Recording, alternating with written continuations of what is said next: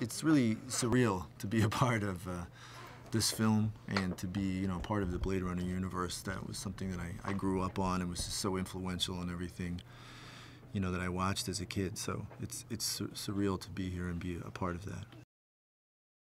He's a pretty inspiring guy, and he really walked a sort of razor's edge on this film in a really elegant way because he was, being faithful and loyal to the original and also still trying to, make a separate film and make a film in his voice as well. And I thought he did such an incredible job of that. Well, it's 30 years later, so obviously things are different, but it's still the same universe. People will recognize it as the Blade Runner universe for sure. It's just, it's changed, and the movie is just continuing the story. So it's a testament to the power of the original and the characters that the original actors created, because there's still such an interest in that world, those characters, and in seeing where that story goes.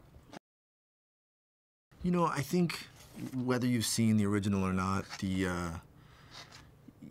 it will feel familiar to you because you'll realize just how influential it's been on science fiction cinema for sure, but also in reality as well. It sort of bled out. It ended up being quite a prophetic film in a lot of ways. So, but it's also a very grounded version of science fiction, and it's they're very human themes, and even though it feels fantastic and, there's fantasy involved, it still feels very rooted, grounded, emotional, and realistic at the same time. I feel so lucky to be a part of this film because it's so iconic. It had such an impact on me. It had such an impact on cinema in general. So to be working with such great craftsmen like Ridley Scott and Denis Villeneuve and Roger Deakins, who shot this film, and Harrison Ford, it's really I feel very lucky. The scale of the universe in this film, and so much of it is practical. Everything is functional.